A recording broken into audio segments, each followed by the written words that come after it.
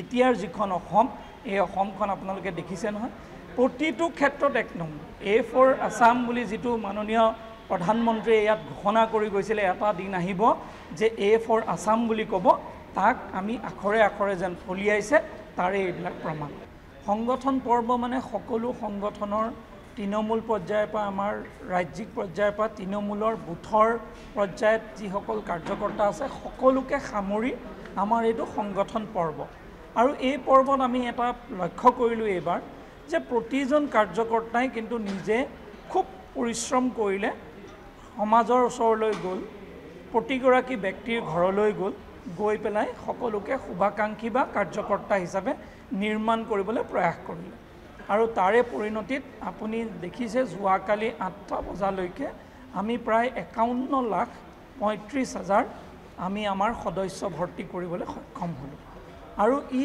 গোটেই সৰ্বভাৰতীয় পৰ্যায়ত যিটো ৰেট মানে যিটো ষ্ট্ৰাইক ৰেট বুলি কয় আপুনি সেইটো খুব ভাল আমি প্ৰতিদিনে গঢ়ে 2 লাখ আপোনাৰ এভাৰেজ আমাৰ মেম্বাৰশ্বিপ হৈ আছে প্ৰত্যেক দিনে তো আজি আমি সেই লক্ষ্যত ৫১ লাখ আমি ইতিমধ্যে অনলাইন পালোঁ আজিও আপোনালোকে দেখিব যে আজি ৮টা বজাত আহিব সেইটো আমাৰ ভাল হ'ব বুলি আমি আশা কৰিছোঁ আৰু আমি যিটো এটা লক্ষ্য বান্ধি লৈছিলোঁ আমি সেই লক্ষ্যত উপনীত হৈছোঁ তাৰ বাবে আপোনালোকে সকলোৱে প্ৰত্যক্ষ কৰিছে মাননীয় মুখ্যমন্ত্ৰী মহোদয়ৰ যিখিনি প্ৰয়াস তেওঁ ভিডিঅ' কনফাৰেন্স কৰা আমাক সংগঠনত বিভিন্ন সময়ত পৰামৰ্শ দিয়া আৰু সন্মুখৰ পৰা নেতৃত্ব দিয়া যাৰ পৰিণতিত আজি এইটো সক্ষম হৈছে ভৱেশ কলিতা ডাঙৰীয়া সংগঠনত তেওঁ সভাপতি হিচাপে দায়িত্ব থাকি প্ৰতিটো মুহূৰ্তত সংগঠনৰ প্ৰতিজন কাৰ্যকৰ্তাক কেনেকৈ আমি অনুপ্ৰাণিত কৰিব পাৰোঁ তাৰ এটা সমূহীয়া প্ৰচেষ্টা আমি কৰিলোঁ যাৰ পৰিণতিত আজি খুব ভাল ফলাফল হ'ল আৰু সংগঠনৰ প্ৰতিজন কাৰ্যকৰ্তা ইয়াৰ লগত জড়িত হ'ল আমাৰ সাংগঠনিক সাধাৰণ সম্পাদক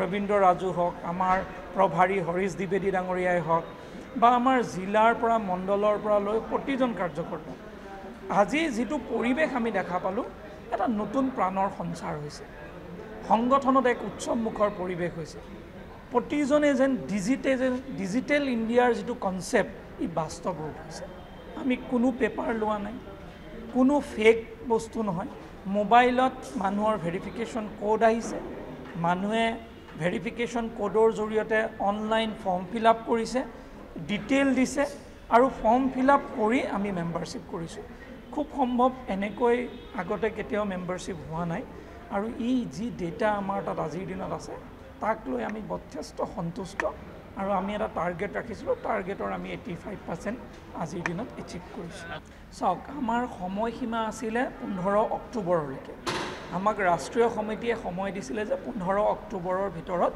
আমি প্ৰাথমিক সদস্য ভৰ্তি অভিযান সামৰণি হ'ব আৰু 16 তাৰিখৰ পৰা সক্ৰিয় সদস্যৰ যি কাৰ্যসূচী সি আৰম্ভ হ'ব সেইকাৰণে আমাৰ 15 অক্টোবৰ সময় কিন্তু আমি নিজে এটা টাৰ্গেট ফিক্স কৰি লৈছিলোঁ যে আমি 25 তাৰিখৰ ভিতৰলৈকে যিমান পাৰিম আমি ফাৰ্ষ্ট ফেজত শেষ কৰিম তাৰপিছত আমি সেইটো নিজৰে এটা মেকানিজম অসম প্ৰদেশে কৰি লৈছিলোঁ সেইকাৰণে আমি 25 তাৰিখলৈ টাৰ্গেট লৈছোঁ যে কোনে কিমান কৰিলে এটা কম্পিটিশ্যন হ'ল হেল্ডি কম্পিটিশ্যনত বহুতে কাভাৰ কৰিলে এতিয়া 30 তাৰিখলৈকে সময় আছে তাৰপিছত আমি ভাবিছোঁ দুৰ্গা পূজালৈকে যিহেতু পূজা থাকিব আমি 6-7 মানলৈকে আমি ভাবিছোঁ যে আমি টাৰ্গেট যিটো লৈছোঁ সেইটো আমি এচিভ কৰিম তো আপোনালোকে দেখিব আজিৰ দিনটোত কেইবাটাও সমষ্টিয়ে 40 পাৰ কৰিব সেয়াও আপোনালোকে টুইট বা ছ'চিয়েল মিডিয়াত প্ৰত্যেক দিনে যোনে 40 পাৰ কৰিব আমি সেইটো দি গৈ থাকিম আৰু আমাৰ লক্ষ্য যে যিখিনি আমি লক্ষ্য লৈছোঁ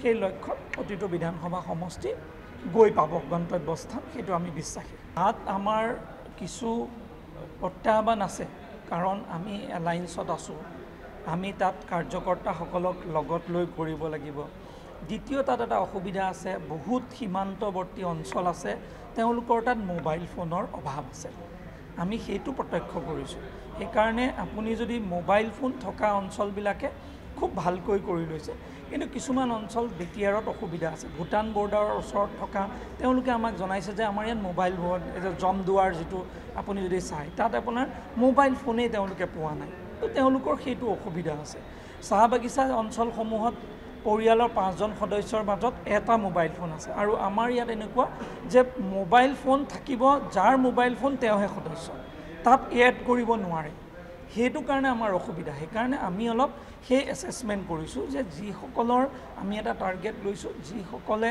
30 তাৰিখৰ ভিতৰলৈকে মোবাইল ফোন কমপ্লিট কৰিব পাৰে কৰিব, তাৰপিছত আমি অফলাইন ফৰ্ম দিম, যিটো আমি সেইটো অনলাইনত আকৌ দিম। তো সেইটো এটা পাৰ্চেণ্টেজ কম থাকিব, তো দুইটা মিলাই চাম। কিন্তু আমি এক্সপেক্টেই কৰা নাছিলোঁ যে 50 লাখ হৈ যাব নেকি ইমান সোনকালে। এইটো কিন্তু সঁচা কথা।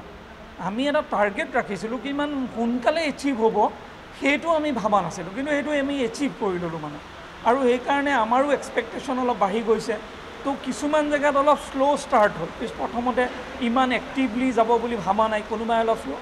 তো BTR ৰিজনত অলপমান শ্ল' ষ্টাৰ্ট হৈছে। সেইকাৰণে এতিয়া আমি খুব ট্ৰাই কৰি আছোঁ। আপোনালোকে দেখিছে 2-4 দিনত খুব ভাল প্ৰগ্ৰেছ হৈছে, আৰু মই ভাবোঁ অহা এসপ্তাহত BTRও খুব পাই যাব। আপুনি গোৰেশ্বৰ চাওক, পাৰ কৰি দিলে গোৰেশ্বৰ BTR, আপুনি মাজবাট ওদালগুৰি এইখিনি চব 30,000 ৰেঞ্জত চব আহি গ'ল, আৰু 10,000 মাত্ৰ আছে। তাৰমানে মোটামুটি আমি অলমষ্ট যিখিনি ওদালগুৰি জিলাৰ যিখিনি মানে আমাৰ আছে টংলা এইখিনি চব 35,000 সেই ৰেঞ্জত আহি গ'ল। তাৰমানে অলপ অলপ আছে, আৰু 3-4 দিনত এওঁলোকে 40ৰ ৰেঞ্জ পাই যাব। সেইকাৰণে BTRটো আমাৰ ভাল, আমি আশা কৰিছোঁ।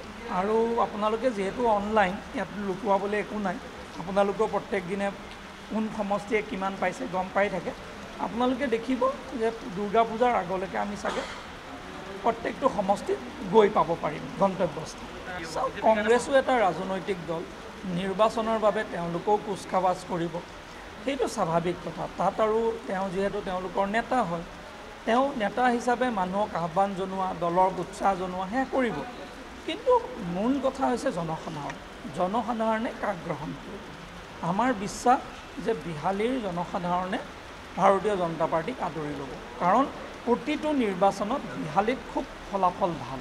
আজিলৈকে আমি যিমানবিলাক ফলাফল দেখিছোঁ, সেইকাৰণে এইবাৰো আশা যে বিহালীত এইবাৰ খুব ভাল ফলাফল হ'ব, আৰু ৰেকৰ্ড মাৰ্জিন ভোটত বিহালী বিধানসভা সমষ্টিত আমি জিকিব পাৰিম।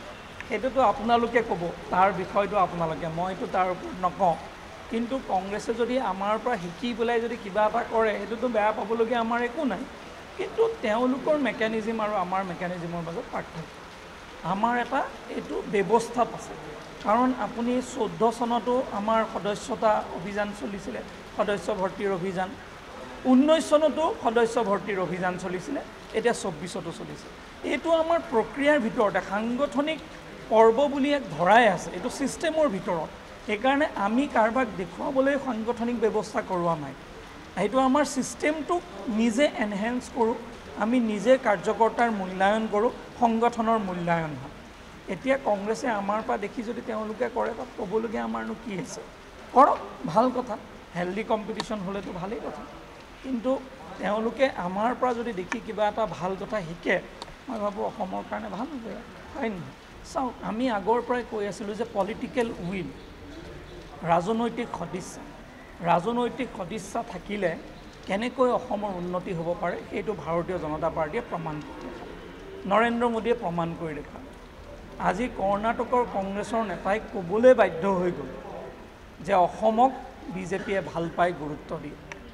তো ইয়াতকৈ ডাঙৰ চাৰ্টিফিকেট আৰু আমাক কি লাগে, যে কংগ্ৰেছৰ নেতাই চাৰ্টিফিকেট দিছে যে নৰেন্দ্ৰ মোদী ডাঙৰীয়াই অসমক প্ৰায়ৰিটি দিয়ে, ছেমি কণ্ডাক্টৰৰ দৰে ইমান ডাঙৰ এটা ইণ্ডাষ্ট্ৰী অসমক উপহাৰ দিছে, য'ত কৰ্ণাটকে নিজে ভাবে যে আমি বহুত ইলিজিবল, মানে কৰ্ণাটকতকৈ আমি আগবাঢ়িব পৰা পৰ্যায়লৈ আজি যাব যে পাৰিছোঁ, সেইটো কৰ্ণাটকৰ কংগ্ৰেছে নিজে স্বীকাৰ কৰিছে। তাতকৈ ডাঙৰ কথা আৰু আমাৰ কাৰণে কি হ'ব পাৰে। এইটোৱে খুব আমাৰ কাৰণে এটা ডাঙৰ, মানে আমি ৰাইজক বহুত কৈ থাকোঁ যে বিজেপিয়ে অসমক ভাল পায়, কিন্তু আমি বুজাবলগীয়া হোৱা নাই, কংগ্ৰেছে নিজে বুজি পাইছে, এইটো বৰ ভাল কথা হৈছে। এনেকৈ তেওঁলোকৰ সদিচ্ছা বাঢ়ি থাকক মানে আমাৰ প্ৰতি, সেইটোৱে আমি আশা কৰিছোঁ। আৰু এটা কথা আমি ক'ব বিচাৰিছোঁ, আগৰ অসম আৰু এতিয়া অসমৰ মাজত বহুত পাৰ্থক্য। সেই অসমখন নাই এতিয়া। এতিয়াৰ যিখন অসম, এই অসমখন আপোনালোকে দেখিছে নহয়, প্ৰতিটো ক্ষেত্ৰত এক নম্বৰ। আপোনালোকে আগত আমি বিভিন্ন কামত আমি বেলেগক অনুকৰণ কৰোঁ, এতিয়া আপোনালোকে দেখিছে যে প্ৰতিটো কামত অসমে নিজক সৰ্বভাৰতীয় পৰ্যায়ত নম্বৰ 1ত ৰাখিব পাৰিছে। আৰু ইভেন বিজেপিৰ সংগঠনতো আজি বিজেপিৰ সংগঠনৰ ব্যৱস্থাটো নম্বৰ 1 হৈ গৈছে। মানে ই এটা গৌৰৱৰ বিষয় আৰু মই সকলো অসমবাসীলৈ অভিনন্দন জনাইছোঁ যে এনেকুৱা এটা পৰিৱেশ আহিছে যে অসম আজিকালি সৰ্বভাৰতীয় পৰ্যায়ত চৰ্চাত থাকে। আমাৰ নেতৃত্বৰ যোগ্যতা সকলোৱে আজি গ্ৰহণ কৰিছে আৰু আমাৰ মুখ্যমন্ত্ৰীৰ বিষয়ে সমগ্ৰ ভাৰতত চৰ্চা হয়। আমাৰ মুখ্যমন্ত্ৰীৰ কাম কাজ, চৰকাৰৰ কাম কাজ, সংগঠনৰ কাম কাজ সৰ্বভাৰতীয় পৰ্যায়ত আলোচনা, পৰ্যালোচনা আৰু অনুকৰণ কৰে। ই আমাৰ কাৰণে আনন্দৰ। ডেফিনেটলি A4 আছাম বুলি যিটো মাননীয় প্ৰধানমন্ত্ৰীয়ে ইয়াত ঘোষণা কৰি গৈছিলে, এটা দিন আহিব যে A4 আছাম বুলি ক'ব, তাক আমি আখৰে আখৰে যেন ফলিয়াইছে, তাৰে এইবিলাক প্ৰমাণ।